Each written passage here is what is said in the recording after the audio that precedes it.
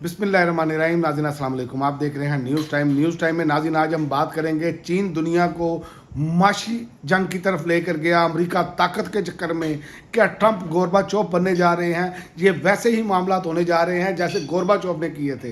गोरबाचोव भी जो है वो मैशियत को छोड़कर ताकत के नशे में तो उसने हर जगह पर पंगे लिए और उसके बाद सोवियत यूनियन का जो हाल हुआ वो आपके सामने है। इसी तरह चीन की तरफ कतार क्यों है, ये महफिल सफारती दौरे नहीं हैं जो इस टाइम चाइना की तरफ लोग देख रहे हैं, बल्कि हेडिंग स्ट्रेटजी है। अमेरिका के तादी अब एक ही टोकरी में अंडे नहीं रखना चाहते, क्योंकि अमेरिका ने जिस तरह की धमकियां दी, जिस तरह टैरिफ की धमकी डोनाल्ड ट्रंप दे रहे हैं, तो इसको कैश करते हुए याद रखें सप्लाई चेन टेक्नोलॉजी को आप इन सब में आप चीन को इग्नोर करना अब नामुमकिन हो चुका है। और चीन, मैं आपको पहले भी अपनी वीडियो में बता चुका हूँ कि चीन ने माशी तौर पर जो है ना प्लान ये रखा है कि जंग नहीं लड़नी, हमने माशी तौर पर तरक्की करनी है और पूरी दुनिया की मैशियत जो है वो उसके गिर्द घूम रही है इस टाइम।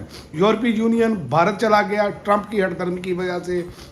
इसका मतलब है ये बहुत मायनी खेज है। यूरोप ने चीन से फासला रखकर भारत से फ्री ट्रेड का मुआहदा किया, यानी ताकत जिसे मैनेज करना है भारत मतबादल बन चुका है। और चीन एक खुद बहुत बड़ी मंडी है जो पूरी दुनिया में सप्लाई कर रही है, लेकिन हकीकत ये है कि चीन के बगैर ग्लोबल इकानमी जो है वो नहीं चलती। इसलिए इनफरादी जो यूरोपीय ममालिक बीजिंग भी जा रहे हैं, जैसे कि बरतानिया तो आपके सामने है। इसी तरह यूरोप बतौर ब्लॉक तजब्जब का शिकार है। सिर्फ वजह क्या है? वजह ये है कि ट्रंप की जो धमकियां हैं, और ट्रंप इस टाइम कहाँ फंसा है।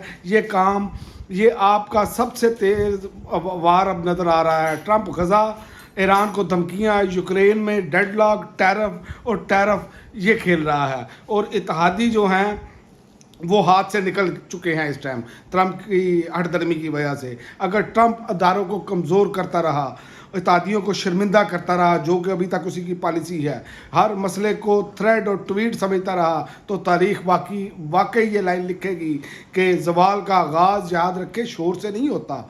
ज़वाल का आगाज़ जो है ख़ुद एतमादी से होता है। और आखिरी बात, बैलेंस टेक। चीन अभी मुकम्मल सुपर पावर नहीं है, लेकिन अमेरिका अब अकेला भी सुपर पावर नहीं रहा।